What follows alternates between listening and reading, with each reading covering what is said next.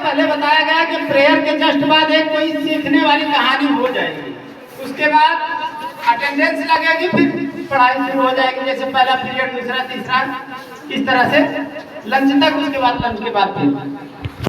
आज एक कहानी मैं सुनाता हूँ आपको, और बाद में आप लोग भी बताइएगा कि इससे क्या सीखे उस कहानी से, और हम भी बता देंगे पूछने के बाद। पहले आप लोग जानते हैं कि पहले राजा राज्य करते थे, ये लोकतंत्र वाली व्यवस्था नहीं थी, तो उसी समय की बात है, जहाँ पर गौरीगंज है, यहाँ एक राजा रहते थे, वो बाजार लगवाते थे अपने यहाँ। उनका ये उद्देश्य था कि बाजार में शाम के समय जिसका जो सामान नहीं बिकता था वो खरीद लेते थे, सब खरीद लेते थे, मतलब जो मूल्य बताते थे लोग, खरीदने के बाद वो चला जाते थे खुशी खुशी, व्यापारी जो लोग आते थे। तो एक दिन की बात है कि एक व्यापारी 3 मूर्तियां लेकर के आया था, सेम एक ही तरह की मूर्तियां थी, और वो उसकी मूर्तियां बिकी नहीं। अब राजा जब शाम को निकले बाजार में देखने के लिए कि किसका सामान नहीं बिका है, तो देखा वो 3 मूर्तियां। सबसे पहले उसी की दुकान पे राजा पहुंच गए अपने मंत्रियों के साथ, 2-3 मंत्री उनके रहते थे, भाई पैसा देना है तो वित्त मंत्री भी रहेगा, और नगर का मंत्री रहेगा जो बाजार का मालिक है।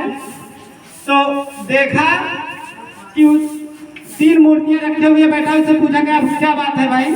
कहा कि महाराज हमारी जो है कोई दुकानदारी आज नहीं हुई है, हमारे बच्चे क्या खाएंगे? राजा ने कहा अच्छा तुम मूल्य बताओ अपनी मूर्तियों का। तो कहा कि महाराज ये मूर्ति 10 रुपए की है, पहली वाली को, दूसरे वाली को कहा कि 100 रुपए की है, तीसरी वाली को कहा कि 1000 रुपए की है। राजा साहब को गुस्सा आ गया, कहे मूर्तियां एक तरह की है, दाम तुम्हारा अलग अलग है, ये क्या बात है? भाई मूर्तियां सेम एक ही तरह की हैं।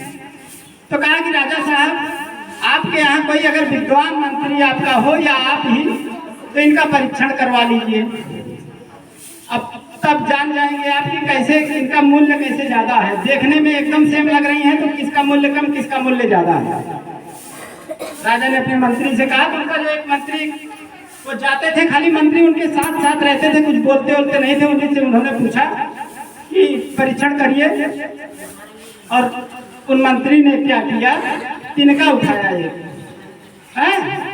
तिनका, और पहली वाली जिसकी 10 रुपए था, जिसका मूल्य, उसके कान में डाला तो तिनका गया ही नहीं, मैंने कान में उसके छेद ही नहीं था मूर्ति के।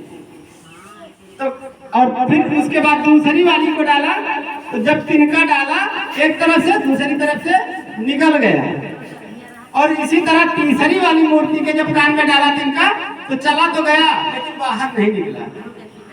तो मंत्री ने कहा कि राजा साहब जो ये व्यापारी मूर्तिकार जो है ये बहुत अच्छा बता रहा है। पहली मूर्ति का मतलब यह है कि जिसके कान में तिनका जा ही नहीं रहा है, वो लोग बहुत, इस तरह के लोग बहुत बेकार होते हैं, उनका समाज में मूल्य कम होता है। तिनका जाने का मतलब यह है कि कोई बात जैसे हम बोल रहे हैं आप सुन ही नहीं रहे हैं, जैसे अच्छी बात कोई बताई जा रही है तो कान बंद होने का मतलब है कि हमारी बात सुन ही नहीं रहे हो, तो आप क्या कहे जाओगे? आप अच्छे आदमी नहीं कहे जाओगे। तो इस तरह से वो मूर्ति क्या हो गई, वो मूर्ति घटिया टाइप की हो गई, इसलिए उसका मूल्य बहुत कम हो गया।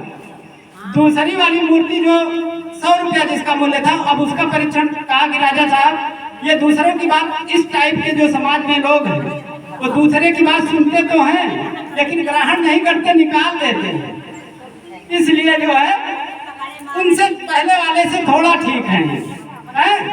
कम से कम सुन तो रहे हैं, पहले वाला तो सुन ही नहीं रहा था। तो कह रहे हैं कि ये वाले जो है उनसे कुछ ठीक है, इसलिए इनका 100 रुपया मूल्य ठीक है। अब तीसरी वाली मूर्ति के बारे में बताया कि ये लोग बात, इस टाइप के जो लोग होंगे समाज में, राज्य में, वो बात सुन लेंगे और उसको अंदर रख लेंगे, उसी के अनुसार काम करेंगे, तो ये समाज में बहुत मूल्यवान होते हैं।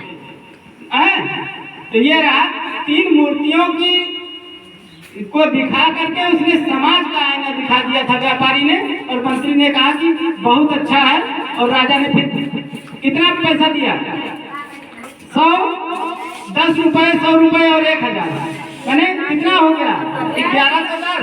1110 रुपया दे दिया और जो है मूर्तियां तीनों खरीद ली और वो व्यापारी जो है अपना झोला उठाया और चल पड़ा गांव की तरफ। ठीक, तो इस कहानी से क्या सीखने को मिलता है कि जो बताया जाए क्लास में या माता पिता जो बताएं उसको एक कान से सुनो तो अंदर रखो, बाहर ना निकाल दो, नहीं मूल्य कम हो जाएगा मूर्तियों की तरह।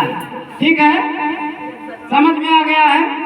आप लोग भी तैयार करके कोई एक कहानी आया करो और यहाँ सुना सकते हो, नहीं तो हम डेली इसी तरह से प्रेयर के जस्ट 5 मिनट बाद 5 मिनट में ही ऐसा कोई कुछ ना कुछ सीखने वाला आपको बताते रहेंगे।